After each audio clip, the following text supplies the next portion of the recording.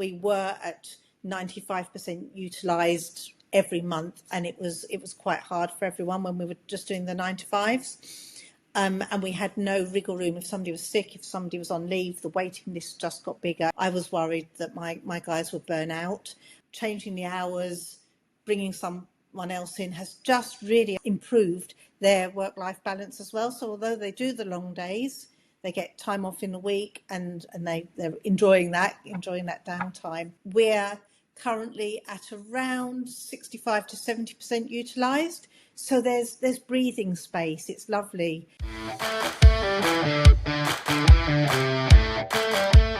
Hi everyone, welcome to the Optimised Practice podcast. I'm your host, Blake Sargent, and today I'm joined by the amazing Debbie Dells, the Optimisation Queen, ex-chair of the Royal College, practice owner, and very fortunately for us, someone who works and coaches many of the Hive members as well. So you're in for a treat. What Debbie has achieved is pretty unique, and I want her to share her story with you. So Debbie, welcome. Tell me, so everybody understands the context, where did it start for you? Hi, Blake. Thank you for having me. I think in terms of Dulwich Podiatry, I started there back in 1995, and I took over a practice that had been there for a long time. Practice was actually established in 1948, and I was 8 months pregnant with my daughter, who is now a mother of her own. And so I was 8 months pregnant with her when I started. So I took over a practice that even at that point I wasn't hands-on in immediately. So having a practice that I intended to run despite me, if you like, was always my intent. It was very difficult at the beginning, and I spent a lot of years trying really hard to make it pay, and for a lot of years it didn't. But that was always my whole mindset. My whole goal was always to make sure that the practice could, in some way or form, functioned where it wasn't reliant on me. Nice. And so what's your setup, just so people know what your sort of physical setup is and where you are? What have you got? Okay, so we're in southeast London, in East Dulwich. We have quite a compact and bijou practice, in so much as we have 2 rooms and a very small waiting room and a very small sort of team area. And it is tiny. I have 4 podiatrists currently working with me, which is the equivalent of 3 full-time equivalents, because of the way we've now structured our practice. But I'm almost jumping to the chase there, so I don't want to get excited too excited too soon. But so yes, about 18 months, 2 years ago, we were maxed out, and we needed to change some stuff there. And so you stay in a 2-room practice, and would you have considered going somewhere bigger, or what was the reasoning behind that? I think for me personally, there was 2 things. We actually looked at bigger premises a couple of years back, couldn't find something quite right for us. I didn't want to just go up to 3 rooms, which I could have done. I think if we do it, then we need to do it big. And in the area where I am, finding suitable premises was quite difficult. I'm also at that stage in my life where I'm looking at moving ownership or the custody of Dulwich Podiatry over to someone else in the foreseeable future. And so there's some stuff around that as well. I think that actually taking and growing Dulwich Podiatry into its next iteration, it's a bit like the Doctor regenerating. It's time for someone else, and I, in lots of ways, I want the next person to take Dulwich and develop it into whatever they want it to be. So it's about timing as much as anything for me at the moment. And so you made the decision not to move largely because you couldn't find somewhere as well. Yeah. So you went, right, how do I optimize what's right in front of me? So tell us this snapshot of what you've achieved from a 2-room practice. Okay, what I've achieved right now from a 2-room practice. We have a average turnover at the moment of about 50 grand. We're seeing about 580, 600 patients, depending on the month.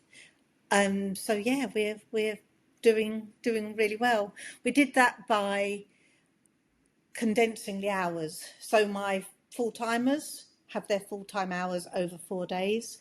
My 4-day-a-week lady does hers over 3 days. Then my 2-day-a-week lady, who wanted to stay just as she is, slips in gently to add in there. We're open 6 days a week. We do 4 long days in those 6 days.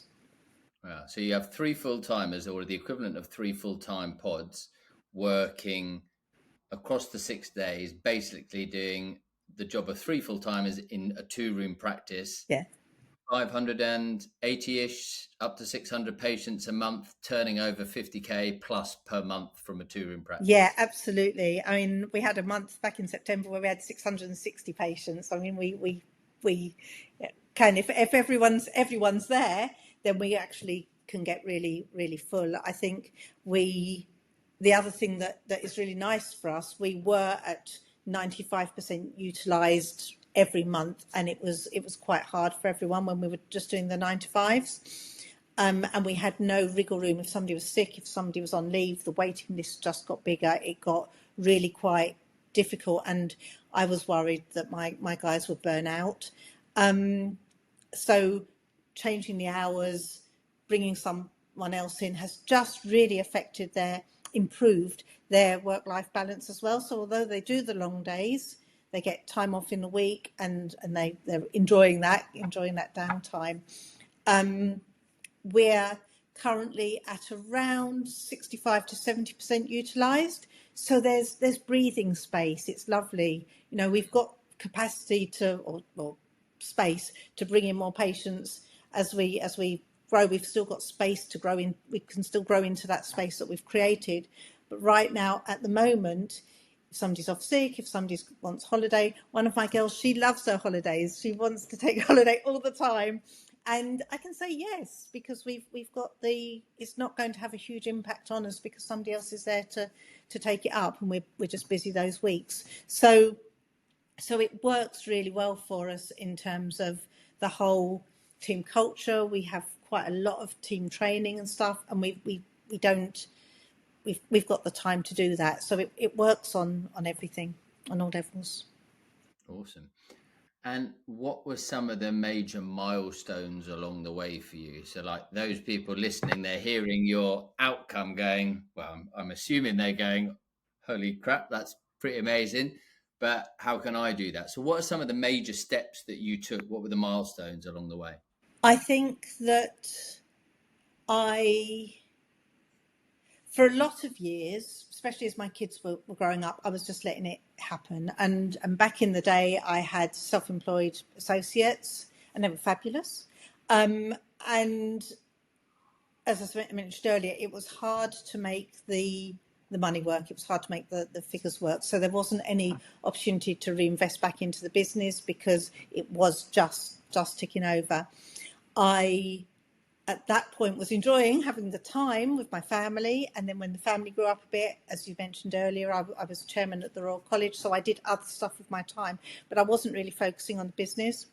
So after I finished being chairman, I decided that was time to really focus, and I joined the Hive as a client. And actually, just before I did that, I realised that my model wasn't working. I already knew that before I joined the Hive. And I realised that the big thing that was impacting on me was having self-employed associates rather than employees. It meant that there was a lot of money going out, which there is when you take on associates, and at the same time there wasn't that ability to build that team that you have. They were really good. I'm not saying that as individuals they were great, and they were great team players. And it's not the same as having employees where you can say, this is what we're going to do and this is how we're going to do it. And, you're sitting there not very busy. Can you please create some social media content for us, and things like that you can do with a employed team. So I changed the model. And in fact, one of the reasons I joined the Hive was to really get to grips with making that work and that new teamwork, and developing the culture and having people all focused in the same way. So that was my big shift, was that. Fees, obviously, or not. Just being realistic with fees was a big thing as well for us.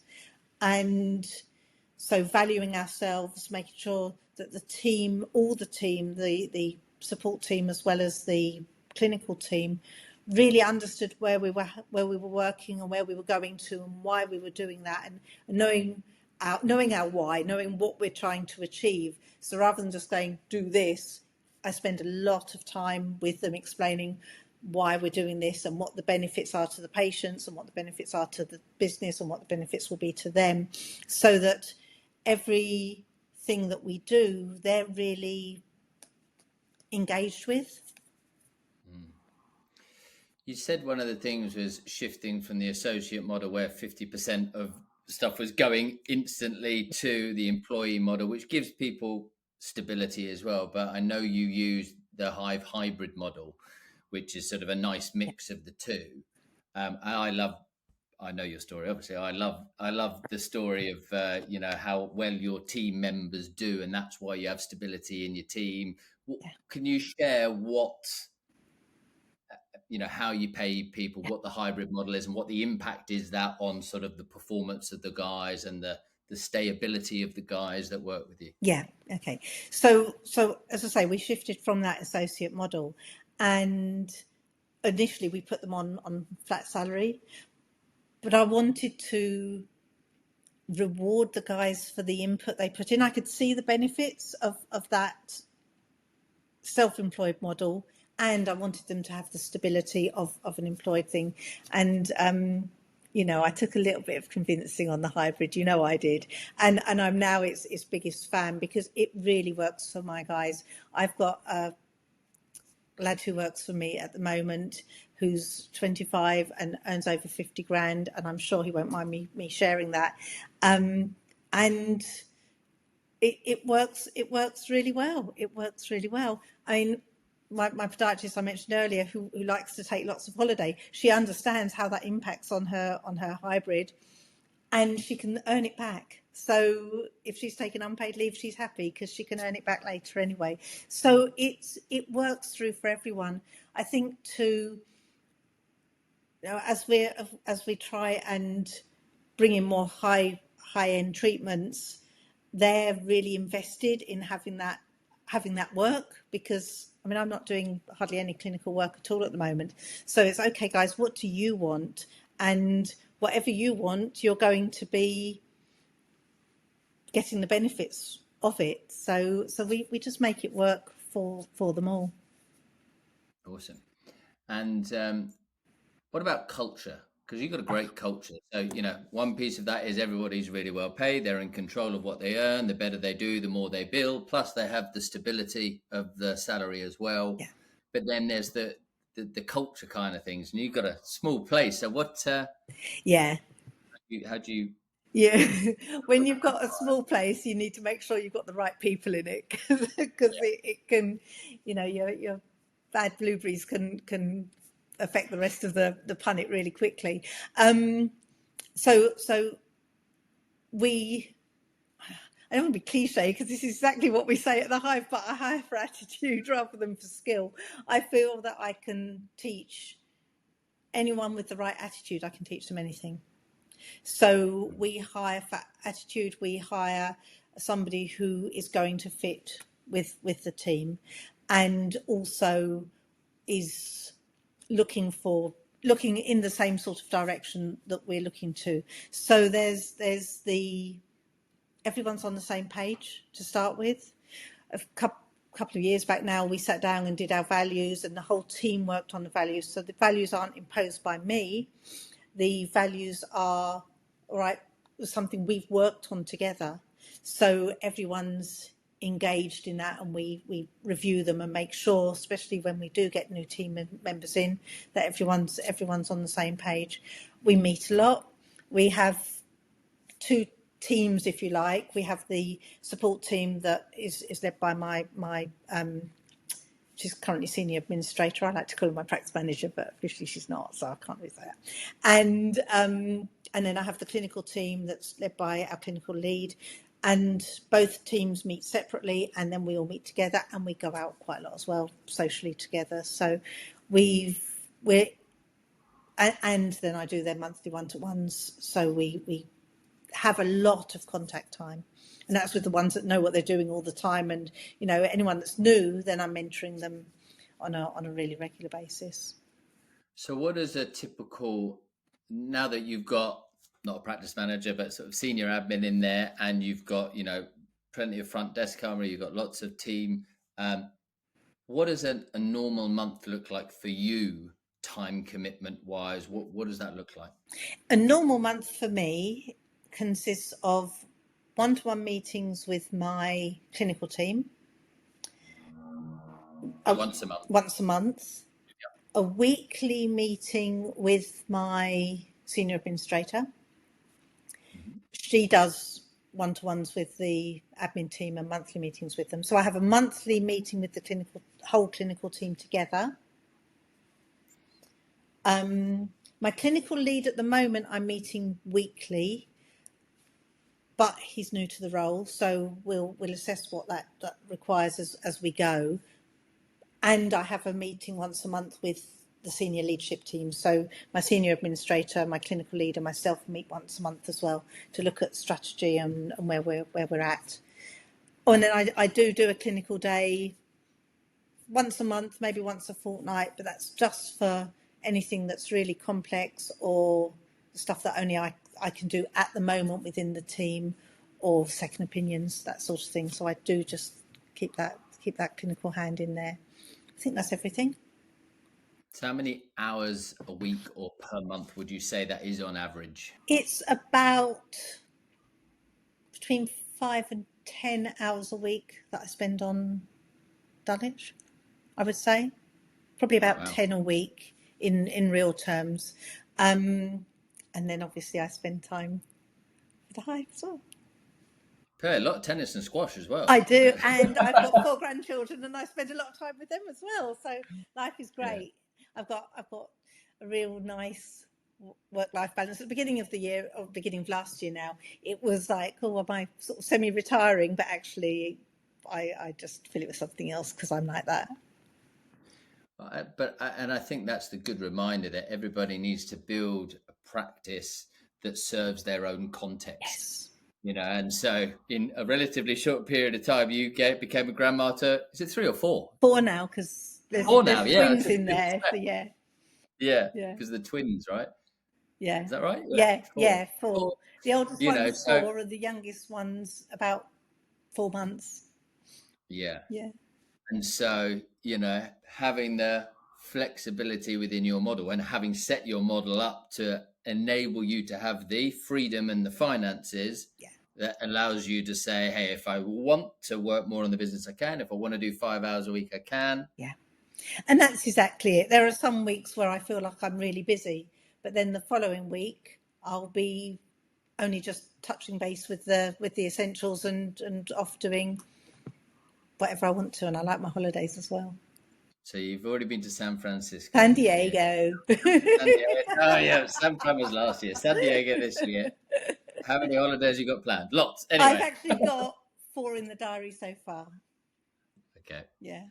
That's great. So what have been the what if you were to give advice to those looking to build something that can work as well as your practice does without you? What are 2 or 3 of the key tips to that? Okay. I think that first of all, it's culture. It's creating something that your team is as in love with as you are, so that they're there, because as you say, if you're not there on the ground all the time, that motivation needs to still be there. Pricing is obviously really important, making sure your pricing structure is great. I wouldn't be able to do what I do if my pricing structure wasn't right. As a team, pricing structure, something else, and it will come back to me in a minute. Tell us really briefly then on the pricing structure, because do you have, you have general care appointments, you have high end, you've invested in a high end kit as well. So have you shifted the mix over the time? What sort of? So we have two tiers. We have a routine sort of general podiatry pricing structure, and then we have an MSK pricing structure. And, we've been playing with it last couple of years, and sometimes it's got quite complex. And last year we really simplified it down to the two tiers with a new patient and a follow up in each tier. So a lot of our stuff we include within those as like a package deal. We don't charge extra for shockwave. We don't charge extra for low level laser. Those things are included in our pricing structure, so people know what they're going to pay for, and if they need it, they need it. There's no discussion. There's no money discussion with patients, because they know what the money is. It's not, I need this, but it's just there. Very nice. So what's your parting thought before we wrap up? Because we could interview about so many different topics and go deep on them, but that's sort of, I just really wanted everybody to hear your overarching story, the snapshot and the main points of your journey.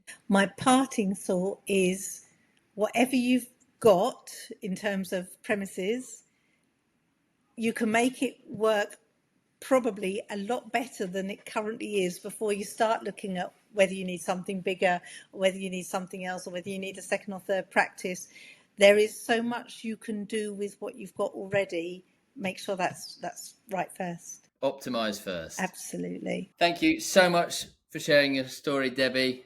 That's all for this episode. I'm sure we'll have Debbie back at some stage by popular demand. If you enjoyed this content, please subscribe to our podcast so that you never miss an episode. And don't forget to follow us on social media. And look, if you want help building your practice, please reach out to us at the Hive so we can show you how to build a profitable, stable and highly respected practice that, just like Debbie's, that can work without your daily input. So see you guys in the next episode.